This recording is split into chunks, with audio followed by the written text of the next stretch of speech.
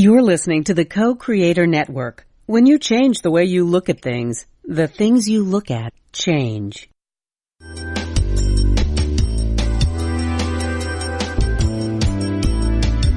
Good afternoon. Welcome to Why Shamanism Now, a practical path to authenticity with your host, Christina Pratt, Director of the Last Mask Center for Shamanic Healing. She's talking about how shamanic skills can bring us to physical, emotional, mental, and spiritual well-being, especially when nothing else can. Now, here's your host, Christina Pratt. Welcome, everyone, to Why Shamanism Now. This is your host, Christina Pratt, and I'd like to begin the proceedings here today by calling out to the helping spirits to be with us. So I call out first to your ancestors and to mine. I call out to all of those who bring that which is good and true and beautiful in the legacy of the ancestors into our lives. I call out to these people that have been here before, those who met the challenges of their time, and we ask for them to share their wisdom with us, to share that which they learned from living their life in a good way, from meeting challenges, not just being perfect people, but meeting the challenges of their time, making mistakes, and being willing to learn from the life that they lived. So we reach out to those ancestors, those that bring this legacy to us, and we ask them to help us to engage with them, that we might draw on that legacy, to help to inform us in our time, to help us to be better able to rise up to the challenges before us, even though we will certainly make mistakes along the way, but to rise up in a way that we can do what needs to be done for those who are coming. May the ancestors support us in what we need to do in our time to support the great web of life. And so let us reach through those human ancestors into nature itself, into those beings that were here long before there were people and will be here long after. Let's reach out to these spirits of nature in their many, many forms, and the great diversity of that spark of life manifest all around us in enormous beauty, diversity, abundance. We call out to these ancestors to reach into our lives to help us to remember our own true nature, to help us to find our place in the great web of life. And call out to these ancestors to help us to understand our own true nature, that which aligns within us and brings us into right relationship with all living things. And with these ancestors all gathering around us, as we call them in, let us call ourselves in from wherever we might be and draw ourselves from that multitasking experience into our head, and from our head into our heart. And take another breath and move from the heart into the belly, and from the belly reaching down to the earth. And take a moment and give thanks to the earth.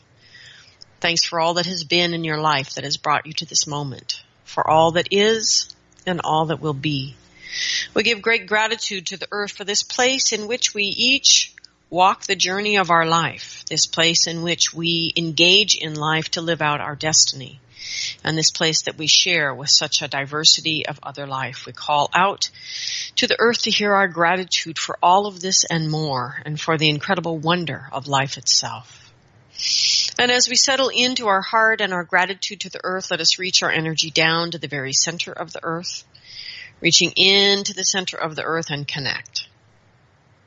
To connect with those energies that draw their strength, draw their blessing, draw their power out of darkness, out of stillness and silence, out of solitude. And as we reach into this energy, let us draw it up into our life, that it might refresh, renew, and restore us. We call out to this energy that nourishes all life. We call out to this energy that is before all of the abundance that all life on earth shares and enjoys. We call out to this energy in enormous gratitude, drawing it up through all the layers of the earth into our body. And as it rises into our body, let us work with the energy of the earth to understand about our own body. Who are we? Where do we stand? What do we stand for in this life? What does it mean to create a life of that which has heart and meaning for us? What does it mean to live a life that is a life of purpose, a life of justice? a life of blessing. So we call out to the energy of the earth to help us to do this, to create a sense of hearth and home and belonging that is not tied into the old story, but is grounded deeply in that which has truth for us, that which has heart and meaning and connection. And let us do this in a way that we begin to open ourselves to those that are other than we are. And in this way we come to have a better relationship with the strange otherness inside of ourselves. And as we come to right relationship with all aspects of ourself, let us come into right relationship with the environment around us, with other living things around us, and with the invisible world. And as we come into right relationship with all things, may we dispel the lie of separation and begin to understand that we are one with all things, and to feel this truly in our own heart and mind and belly. And with that awareness, let us rise up from our belly to our heart, and our heart to our mind, reaching up and out the top of our head and out into the sky, and whatever weather it holds for you on this day or night. Reaching out through the sky into the atmosphere as it grows thinner and thinner and thinner, reaching all the way out into the cosmos and all the way up to the highest power of the universe. And by whatever name you call this energy, in whatever way you understand it or conceive of it, reach to it and connect with it and draw this energy in. And drawing it into yourself and into your day, into these proceedings, and in this way, drawing in the essence energy of blessing and protection, drawing in that which inspires and illuminates the way, that lighthouse in the storm that you are having in your life. We call this energy in that we might connect to the benevolence of this universe and draw in these energies that allow us to commit, to devote ourselves to life itself, and to devote ourselves to our own destiny. So we call these energies in, drawing them down through all the layers of the sky into our head and our heart and our belly, and send it all the way down to the center of the earth. And in this way, we choose to connect heaven and earth within us, drawing these two great legendary lovers into our body. And let this big love that they share awaken the love in our own heart, that the spirit of our heart comes alive with our own presence and willingness to be there in our heart and feel what is to be felt in our time.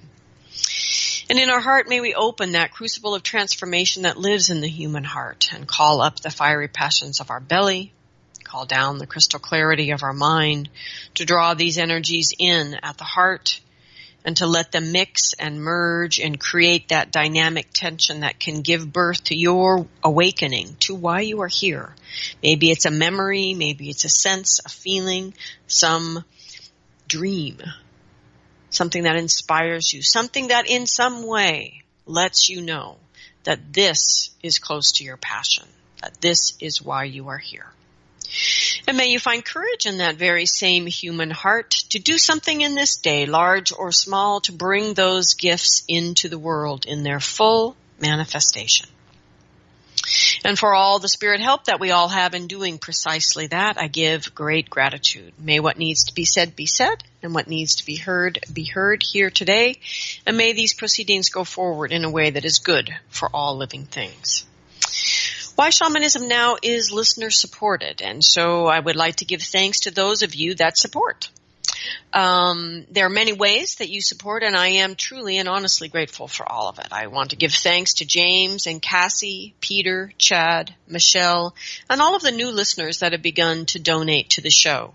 There is always people moving on and people coming in, and the show being found by others as you share the show with people in your life. This constant flow that turns over. And so as people are moved by the show, and you're moved in the heart, even if you're moved to irritation or frustration or moved into inspiration, I ask you to do something large or small to support the show, to let that movement in your heart motivate your actions in the world. For this thing is the essence of a shamanic way of living in the world. And so I give gratitude to all of you that are donating to the show. If you want to know how and haven't figured that out yet, you can go to whyshamanismnow.com. All of the archives are there, as well as an opportunity to click on the support button and donate any amount, large or small, in any currency. We are deeply grateful for all of it. It all keeps the show live and on the air, and keeps the archives available free to anyone who has access to the internet anywhere in the world. So without you, I could not do this. I'm deeply grateful. And we're grateful to Ken at co-creatornetwork.com, our producer who gives us a home for our show. So with that said, we're going to dive into a series here of 4 shows. The first one today. And these shows are to get us organized to approach this solstice, be it your winter solstice fire in the northern hemisphere or your summer solstice fire in the southern hemisphere. That we'd like to begin to approach this opportunity that we are given every year, actually, with the turning of the seasons. So, if you have questions about today's show, we are live. You're welcome to call in at 512-772-1938. You can also Skype in at the co-creatornetwork.com site. You can connect there and Skype in, and you're always welcome to email me at Christina@lastmaskcenter.org. You're also welcome to email me there if you would like a regular old terrestrial address for a regular old-fashioned check. That's also fine. You're always welcome to email me there. And information about the classes that I offer is also at lastmaskcenter.org. All right. So let's get started here. So over the many years of Why Shamanism Now, listeners' response has always been at its highest and most engaged when I have offered preparation for the solstice fire. This is usually focuses on the wintertime solstice fire, largely because in the summertime I am involved in offering the cycle of transformation teachings, and it's kind of takes all that I have to offer to do that. And so here in the wintertime, as the cycle teachings wind down for the winter and the community goes into its community solstice work, where we tend the transformation of the community, it gives me an opportunity to think about this larger community, this Why Shamanism Now audience that is around the entire globe. And so this is usually done in a sequence of shows because the messages are coming from, the messages about preparation for the fire are coming from the archetypal teachers in the psychocosmology. And they help me to reflect on the particular energies of the solstice at the time, the particular energies going on in the world, also in humanity as a family. And the teachers give us a process to engage in this auspicious time.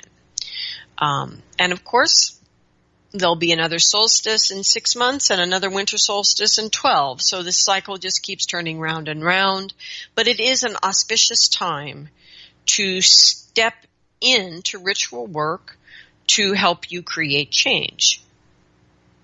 Now, with that said, of course, you don't need to wait for an auspicious time to do ritual work. Ritual work works in and of itself at any time. But we have this opportunity when we sync our timing up with larger celestial happenings that can empower our ritual work. At the same time, there's another way that we are learning to empower our ritual work.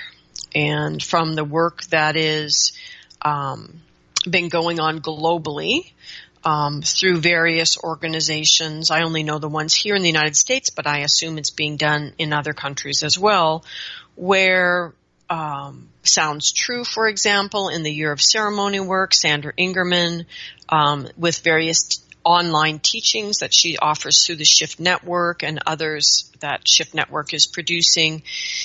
It's creating this opportunity for us to discover as contemporary human beings with this additional contemporary gift of technology. It's giving us this opportunity to explore what can happen when we connect globally. What kind of transformation can we create when our rituals are not only synced up in the community, synced up with the celestial timing of things, but are also synced up with other people on other continents all over the globe.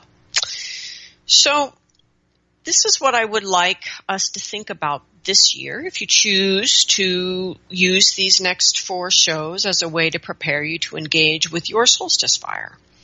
Whether you're in the north and it's a winter solstice fire, or the south and it's a summer solstice fire, to consider, no matter where you are, that you're not alone.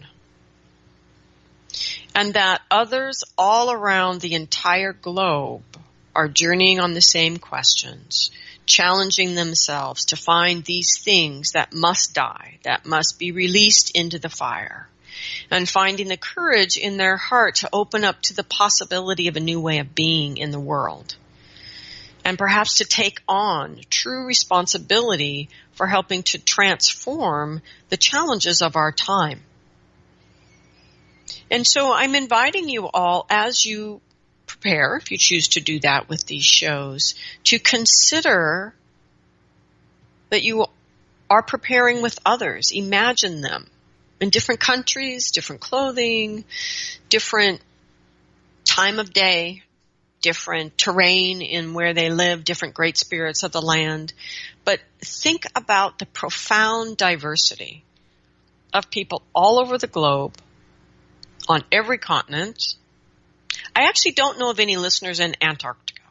I'll admit that. But I know of listeners in every other continent, that this entire globe could participate together, north and south, in a fire ritual. What would that do in each of our individual lives? And what would that do for the family of humanity? Now, to be honest, we don't really know what it would do. But I personally think it's worth giving it a go and to find out. So, as long as we have this technology, we need to not be afraid to use it. So let's review what I just kind of covered in that little intro monologue there, okay, because I always end up getting emails about these things. So let me back up for just a minute. There are multiple shows about all of these topics that I'm going to review here quickly in the archives at whyshamanismnow.com. The beauty of whyshamanismnow.com to get the shows is that you can search. It's not the greatest search situation yet. I'm working on that, but it's a little easier to search than iTunes. But we are grateful for all of it. Okay. So ritual and ceremony. Why do we bother? Human beings engage in ritual and ceremony from a shamanic perspective. Okay. Human beings engage in ritual and ceremony because what is before them has become bigger than they can do themselves.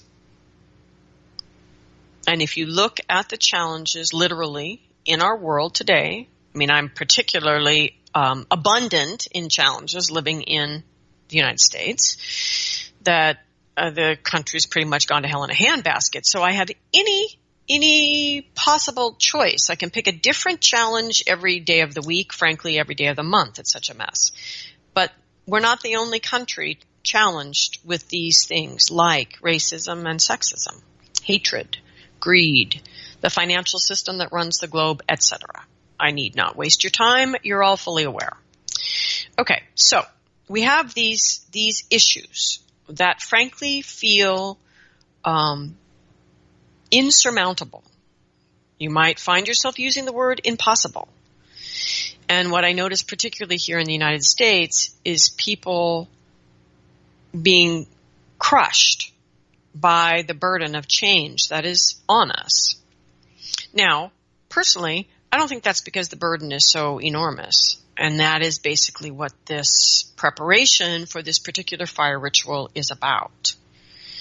It said those that still feel depressed because Trump won the election, those who still feel they can't function in a world that is this toxic with the systems of oppression and just get crushed by it, need to listen to the teachers and the wisdom that they have for us for the ritual. But anyway, I'm getting ahead of myself. Backing up. Ritual and ceremony. All right. Human beings engage in ritual and ceremony from a shamanic perspective to address things that feel impossible in their life, either because it's simply too big for them to deal with, or They can understand what needs to happen to deal with it, but they don't have the amount of time or energy to give to that issue. And so they are asking spirit for help.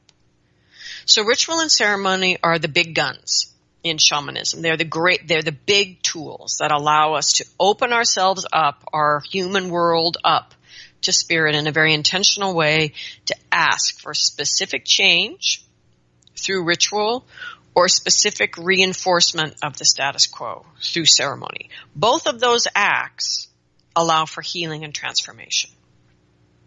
So I consider ritual and ceremony to be equally powerful tools. I just use them to do two different things depending on what needs to happen.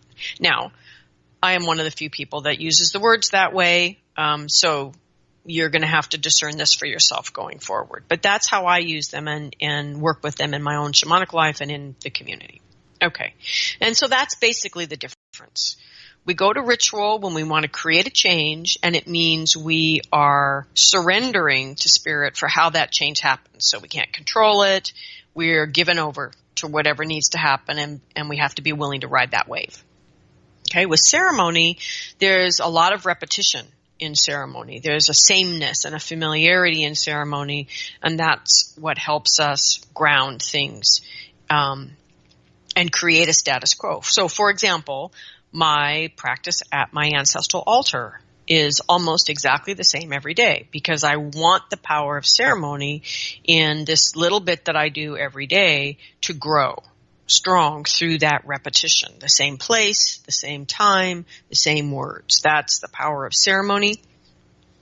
Ritual, on the other hand, is to change things. For example, the unresolved energy of the ancestors. We would go into a form of ritual to heal that situation, to change it, because we don't want to maintain that status quo. So there's an example of ritual and ceremony being used with the ancestors for two very different functions. Okay, ritual and ceremony. The other thing I said in the little opening intro that people always ask about is why these teachers? Well, if you notice, it's always those teachers because those are the archetypal teachers that are part of the cosmology of the cycle teachings. And the cycle teachings is a coherent cosmology, just like Peruvian shamanism has its Quechua cosmology, and different peoples all around the world all have their cosmologies. Some cosmologies are 5-element cosmologies, some cosmologies are 4-element cosmologies, but they're all a coherent cosmology, and they help the person who lives in that cultural cosmology understand, why are we here? What are we relative to the big world here? Where did we come from? What are we doing, and how do we do it? This is all part of a cosmology. So a cosmology isn't upper world, middle world, lower world. That's a commonality. It's a beautiful thing. It's not a cosmology because it doesn't answer the big questions that all come out of, why am I here? What the hell am I doing? Right? How do I make this life matter? That's the kind of thing that we can engage our cosmology to help understand. Okay, so in the cycle teachings, it is authentic, non-traditional shamanism. So we're not reaching into another culture's cosmology to import their teachers. Instead, we're reaching beyond cultural cosmology out further to the archetypes, the archetypal energies that are informing all of these shamanic cosmologies anyway, because the archetypal energies, from a shamanic perspective, are the true code that exists here in the universe prior to human beings. So it's a very specific use of the word archetype. But this is what the helping spirits have taught me, is that we have our personal helping spirits that we work with that are unique and individual to us. And then we step into some cosmology that gives shape and form to our shamanic practice and our life, frankly. Okay, and so in the cycle teachings, the 4 teachers that support transformation and the 4 teachers that are required for a human to actually engage in conscious transformation are the healer, the warrior, the teacher leader, and the visionary. Okay, so that's why in each of these, there's always 4 shows getting ready for the solstice, right? And each show is from one of the teachers. So we're going to begin today with the healer and their messages for us and how to prepare. Okay, so with that said, in the cycle cosmology, it is a shamanic cosmology, which means in the logic of the archetype, there is always also the crazy logic. So with the healer, the full expression of the healer's wisdom that comes through that archetype is expressed through the healer and death. So today, we're going to be listening to the healer and death. So for example, the teacher leader is the teacher leader and trickster. Okay. So that's the basics about why these archetypes. So please don't email me and ask me that question. Okay. So why these teachers? The other reason for this is that the spirits are moving us to not necessarily engage with gods and goddesses from other people's cultures, because that can be really challenging because of the issue of appropriation. While each individual person may be met by a god or a goddess, a deity of some culture, and cultivate a relationship with that individual, that is fine, because that's between that individual and that culture, that god or goddess. That's part of that personal relationship with spirit that has to do with that human being, past lives, future lives, blah, blah, blah. Anyway, the point is, for cultural cosmology, and the cycle teachings are meant ultimately to be a cosmology that would create, that supports a culture, we can't be appropriating other people's stuff, right? And so consequently, we reach to the archetypes, not because we're better, but because we don't want to steal other people's stuff. And so we're going back to the source and starting over again and drawing the energy of these archetypal teachers in to support us in the cosmology without putting a deity's face on it.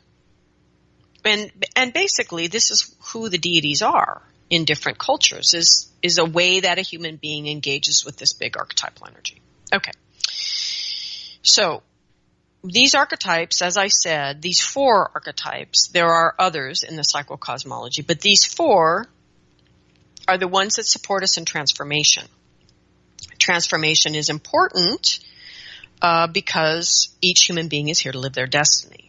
And the successful completion of any hero's journey requires the manifestation of these 4 energies in the hero, which is why some of your hero's journeys aren't really completing themselves. I get a lot of emails from listeners going, I think I'm doing this. Why isn't it running its course? Well, because many of you are endeavoring to be involved in these life-transforming transformations without making sure your 4 archetypes are all, as I like to say, fat and happy, that your relationships with them are equal and balanced and vital and healthy.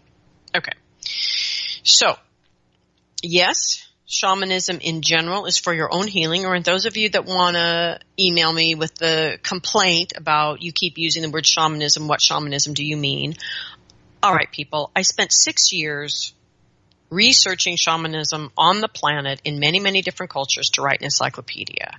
I do get to actually talk about shamanism as a phenomenon that has happened for human beings on this planet because I put in the time.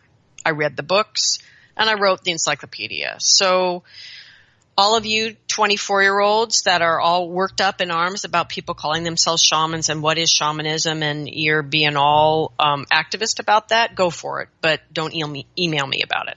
Okay? Shamanism is a gift that humanity shares. It is an experience with enough things that are the same culture to culture. Even though they do those things differently, the functions are the same. Now, granted, you have to actually understand shamanism fairly deeply to see that, which is why this argument is so incredibly boring and wastes so much time in social media. But the point is, the functions are archetypal functions that humans have always needed to engage in here on this planet, and the spirits have always been here to help us. And they help all people equally. And those of us that don't know how the hell to get that help can find the skills and technologies to do that in the skills and technologies that shamanic peoples have shared. And this is a gift that is given by Spirit to humanity as a family. So pick it up and use it. Okay, so shamanism is not only a practice that allows you to engage with your own healing and that kind of personal transformation, but it is also a practice that is about engaging in the real world as what I would like to start calling the lover activist. Because the kind of activist that a shaman has always been, the shaman has always been a spiritual activist. So the need for that right now is unbelievable. And yet, there is this great history here when you look at shamans and their work in their different cultures around the world. And to be this kind of lover activist, that it requires a courageous heart. It requires incredible resiliency and hardiness to sit in the fire of that which needs to transform, like racism, like sexism, like corporate greed and the financial system going on. All of these things need to transform, but we must love them, to sit with them with great resilience and hardiness, and have the patience and the practice to cultivate that which needs to live while we are also taking the actions to change that which needs to transform. And of course, part of the lover activist is the person who can discern the difference. So, thank goodness, shamanism gives us the ability to connect with spirit, to help us to discern that. Because human beings are easily fooled and distracted and run off after shiny things. Okay. So, the world right now is an incredibly challenging place. That there, as you all know, you all have access to the news, you all know that this is a very, very hard time for the innocent, for the elderly, for the impoverished, for the planet itself and its natural resources, for the animals living in the sea and on the land, in the air, that this is there is no one who couldn't find a cause that would truly move them to help to change the world. And at the same time that the world is absolutely breaking our hearts in so many ways. Humanity. The world's fine, actually. Humanity is breaking our hearts in so many ways. The world is also magical. It is also still the incredibly beautiful, abundant, amazing world of diversity that it has always been. The helping spirits are all still here. Yeah, okay, we're making a mess at that borderline between humans and spirit, but deeper in the spirit realms, all remains well. And those spirits are still happy to help us should we choose to do what we humans need to do to actually engage in that help. The world is amazing. Life is a profound gift. And we have incredible capacity to manifest here in the world. So the question is, which world are you choosing to live in and why? Are you living in the disaster world? That's heartbreaking. Are you living in that world? And if you are, why? Why are you choosing to live in that world? Or are you living in the real world that is underneath that which humans are creating, that is magical and grounded and connected to nature and the elements and the spirit world and human hearts and the capacity and the power for human beings to make miracles happen with the help of spirit? Are you living in that world? If so, why? So shamanic practice can connect you to that magical world, which is what draws a lot of people to it. But why? Do you use your spiritual life to escape reality? Or do you use it to manifest reality? So part of what this ritual is asking is for those of you that have developed some fairly rigorous shamanic and spiritual skills, but you tend to use them to escape reality, to ground yourself here in the real world. This ritual is also asking those of you that tend to live in the disaster world to consider what might you need to do to begin to ground yourself in the magical world. Because the balance that we're looking for here is for you to use your shamanic practice as a means to focus your power, to choose the world you will live in. And then as a sovereign being in that world, to take responsibility for cultivating that which sustains life and transforming that which no longer sustains life. It's really very simple. It's not easy to do, but it is very simple. What the spirits are wanting to remind us right now in the face of everything, which is that you can use your shamanic practice as a means to focus your power, to choose the world you live in every day. And not escape into it, but to use it to support you as a sovereign being to take responsibility for cultivating that which sustains life, building it, growing it, manifesting it, and transforming that which no longer sustains life. And obviously an aspect of shamanic practice is cultivating the wisdom to discern the difference. So this ritual is for those of you around the globe who are experiencing the profound exposure of abuse and misuse of power in so many ways, in such great conspiracies and great movement around the earth, right? Those of you who are saying Me Too, or having your heart broken by all of the people saying Me Too, all the way up to the sex trafficking that's going on around the world of people, of women, children, boys of all races. You know, you look at a problem like that, for example. Okay, Me Too. But now what? What are we going to do to change that situation? Many are becoming more and more aware of the depth and breadth and reality of the situation. And now what? And this is what the spirits are saying to us. You see it. Now what? What are you going to do to manifest a world you want your children to be born into? And that statement inspires me, and I didn't want to have children. I don't have children, and at this point in time, I'm not going to have children. But that's not the point. The point is that sense of you as an adult here in the world. What do you want to be known for as an ancestor?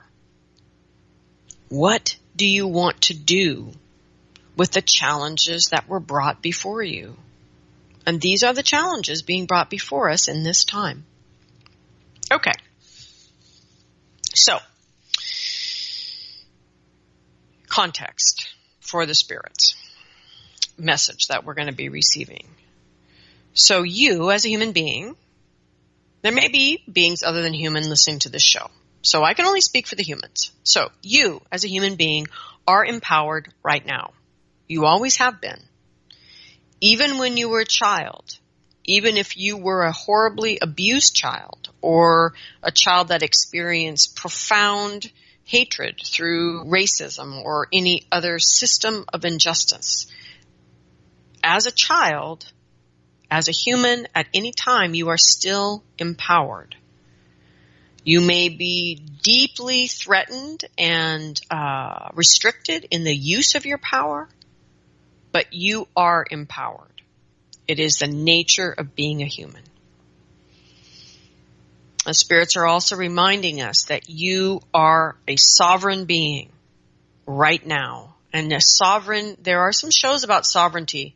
It's a deep piece of Celtic shamanism, but a lot of people miss this point in life and shamanic work. Sovereignty. That you have a right to claim dominion over yourself and the power, and with that comes responsibility, and that is all a part of sovereignty. But part of the point of being a sovereign is understanding you are the king, queen of your own destiny, the king, queen of your own life. And then the question is, are you ruling your domain with wisdom and compassion? Now, these are sovereignty questions. Okay. So the point is, you are sovereign.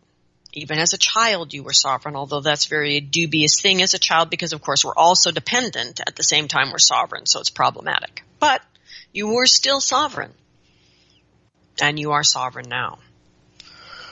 So if all of this is true then, this is what spirits are saying. If all of this is true, that you are empowered and you are sovereign right now, every single one of you human beings there on the earth, you're all sovereign and empowered when you are incarnate.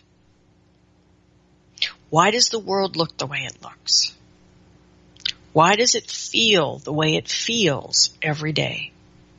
Some days magnificent and magical, and other days absolutely heartbreaking. If we are empowered and sovereign right now, every single one of us here on the planet, all humans, why does it look this way? Now, it's a rhetorical question. Spirit just wants you to sort of get in the mood here and to understand where we're being taken by the guidance of these helping spirits around this particular summer-winter solstice. There are, of course, multiple layers to that question of why does it look the way it looks. It's not simplistic. Nonetheless, the spirits are asking us to begin to engage in the answer, to begin to engage in the what now. How do we begin to take action to change the systems that are breaking our heart? So what they're saying is, on no uncertain terms, that these systems must change first within us as we have embodied them internally. And they are going to guide us to use this solstice fire, winter and summer, to make those changes. The spirits are saying that our time right now is forcing humans to come to terms with their power and sovereignty by being shown pretty much every single possible way that power and sovereignty could be abused and misused. So what they're asking us to do, those of us who have shamanic skills and are going to engage in this ritual, is to know it now. Know you're empowered, know you are a sovereign being, and to own it. In this solstice fire, the grandfather fire, is calling us out into sovereignty and into empowerment and saying, this is the grandfather saying, opening the fire to you and saying, this is a ritual of endings and beginnings. That the solstice for some will be the longest night and the shortest day, or others the longest day and the shortest night. As we gather around the globe, how do we prepare? What are we ending? What are we beginning? What is necessary to walk through the gate of this ritual into our empowerment and sovereignty at this time? Okay. So, the healer says, my counsel is about tending your own fire. This is no one's job but your own, ever. No one gives you your power. No one gives you your sovereignty. You don't have to take it. You already have it. You have to own what is yours and step up into it. Now, what does that means, to own it as yours and step up into it? What that means is going to be different for every single person around the globe. But the spirits, with that understanding, the spirits are still asking us each to live into that, whatever that means for us, wherever we are in the world, wherever we are in our life. So this is the healer continuing, these, power and sovereignty, these things are your birthright. They are the human fire shared by all humanity. So here's some journeys to get you in the mood. Journey to see this human fire, your human fire. What does it feel like inside of you? If it's not very bright inside of you, accept that. Ask to be shown what it would feel like if you were living the fullness of your purpose. Journey 2. Journey to see what happens if the human fires all link up. What does that feel like when these little fires of humanity all around the globe link up intentionally? What does that feel like? Journey 3. Journey to see the false fires burning all around the world. What do these fires feel like? Learn to discern the difference between false fire and true inner fire.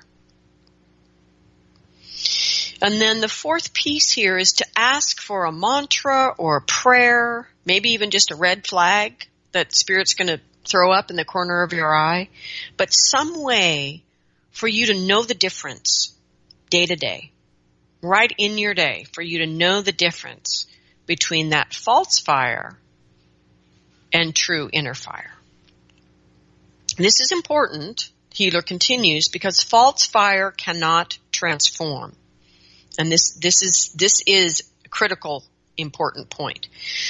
That we must know the difference because we can't transform the false fire into true fire. To become true, again, false fire must be extinguished and sunk into the true yin of real emotions, real life, real humanity, to find itself again and to rise from that place into its true nature as true fire. So that's why it's important to discern. Are you tending a false fire? Or are you tending true inner fire? Because false fire, you're going to waste your shamanic time trying to transform a false fire into a true fire. The only way to do that is to sink it into the yin, into the true feelings, the emotions, into the deeper nature of things, and let it rise again. Okay, so that's why that's important.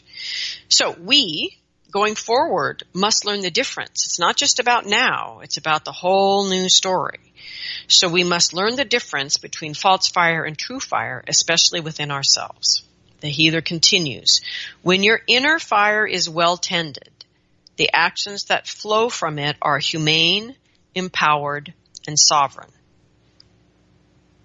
These are the three energies of the inner fire: humanity, empowerment, and sovereignty. Okay, so the healer continued, are you tending your fire or looking to others to do it for you? Your therapist, your parents, your spouse, your children. Are you tending your fire or looking to others to do it for you? Question 2. Are you allowing others to keep you from your fire? Remember, if empowerment and sovereignty are my birthright, then no one can keep me from tending my own inner fire. That's what Spirit's pushing us into, with the understanding for those of great privilege, your issue is going to be around false and true. For those who are experiencing oppression and injustice, your issues are going to be how do I tend the truth of my fire in a world that wants me to shut up and wants to put it out and wants to tell me I don't have power and I'm not sovereign?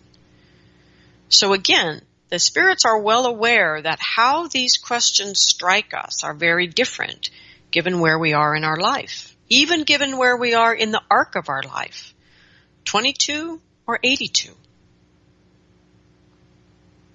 But the healer continues. Okay, are you tending your fire or looking to others to do it for you? Are you allowing others to keep you from your fire? And finally, are you turning from your fire yourself? And this, I am sad to say, is perhaps one of the most common.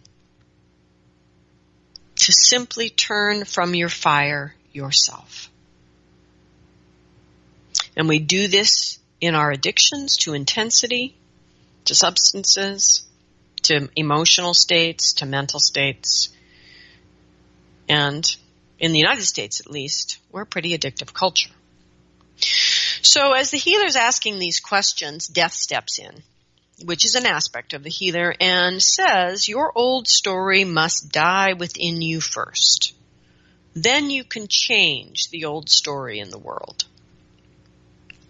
It is not a process or a transformation. Your power is here now. Your sovereignty is here now. The new world is here now. Your humanity is here now. So this isn't a process or a transformation or you're going to be at this for forever. Death is reminding you that a true ritual is a death, an ending. This isn't about the transformation for you to come into empowerment or sovereignty. This is about preparing for this fire so that you step through it on the other side into your empowerment and sovereignty and your readiness to bring that to bear on the world. So, death has a whole list of journeys for people. So, the first journey is simple. Who needs to die in you this winter? And this is a journey, the big journey from death for the Northern Hemisphere, right? Who needs to die in you this winter so that you can step into your empowerment, step into your sovereignty, step into your humanity, and tend your inner fire? Okay? Death says, but for the Southern Hemisphere, your question is, who needs to be born in you this summer? And what is necessary to let that birth happen so that you can be born into your power, into your sovereignty, into your humanity, and tend that inner fire, to give birth to that inner fire, that true flame. Okay, death continues. There's a bunch of journeys here to understand what are the stories that most keep you. These are stories you tell yourself. Yes, you've learned it from your culture, your family, your religion, your time, your whatever. But the point is, you're still telling yourself this story in your head. And this fire is about the death of old stories. So, death continues here. Journey to find out, what stories have I made up that keep me from tending my inner fire? Oh, so like the one that automatically springs forth for me would be that I don't have time. I've got radio show people, I've got community people, I've got clients, I've got long distance clients, I've got a husband, I've got, right? You've heard it before. It's not even remotely interesting or unique a story. It's frankly a really boring story, but it's a story that I tell myself that keeps me from doing what I need to do to tend my fire. And this is what death means. These are not arcane, deep, past life, got to run around in 14 journey stories. This is stories you tell yourself every day that you justify because you tell yourself it's reality. You tell yourself it is true. But Healer started this whole thing off by saying, which world are you choosing to live in? Okay, so back to death. What stories have I made up that keep me from tending my inner fire? What stories have I made up that keep me tending a false fire? Right? I need the money. I need to keep this job so I have the health insurance. I have to do this because I have children. Right? These are stories we tell ourselves that keep us tending a false fire. So death continues, like I said, it's a long list of journeys to take to explore these effectively lies that we tell ourselves that keep us in the wrong world. Okay. What stories have I made up that keep me from my sovereignty? What stories have I made up that keep me from taking action in the world from a place of empowered sovereignty? So the distinction here, for those of you that didn't quite catch that, is what keeps you from your own internal belief in your sovereignty, your own internal relationship with sovereignty and knowing yourself as a sovereign being.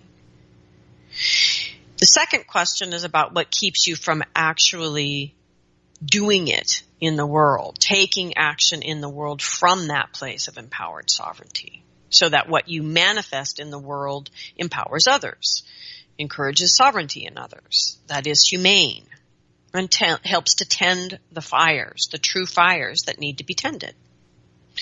Okay, and so finally, death says, what stories have I made up that justifies an excess or scarcity of my humanity? In other words, an excess in humanity would be a person who tells a story about they're so empathic, they've got such a big heart that it's just the world is breaking their heart, and so they have to just be depressed all the time. And so that kind of story is an excess. The other would be the person that is so heartbroken they can't, they climb up into their head or get addicted to work or do something that creates a scarcity of their humanity. So it's about too much that crashes you, too little that disconnects you, and about finding that sweet spot of engagement that allows you to really settle in and engage with the fact of your humanity and how in listening to that you are guided in making humane choices and humane actions. Okay. So, encouragement, since this is a lot to engage in, and this is only the healer and death talking to us, and we got 3 other archetypes to visit. So, anyway, the healer and death conclude their encouragement to explore stories. Begin to understand, what must I put an ending to in myself? And what must I give birth to? What must begin? How do I shift the stories in my head, right? Healer and death conclude that we must tend the flame of our full hearts. We must nurture this fire so that you have the ability to love the world as it is, enough to be in it and change it into what it must be. Tend that flame within yourself. And so healer and death said, so as you do these journeys and start to sort all this out and begin to understand what your current relationship is with your inner flame, as that becomes clear and some of the things you have to grapple with to make the shifts you need to make, those steps ahead begin to emerge for you. Ask yourself, what help will I need to ask for? And what will I need to have faith in?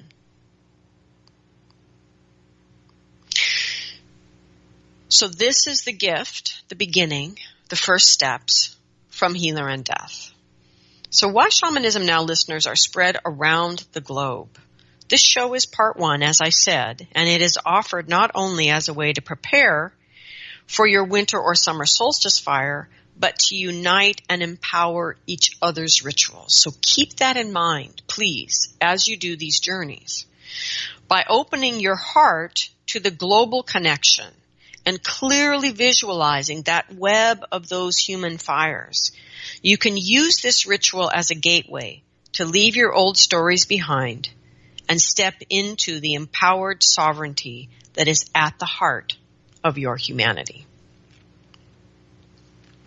So I give thanks to these archetypal teachers, to the ancestors that gather round us, to the earth below and the sky above, and the heart that unites us all.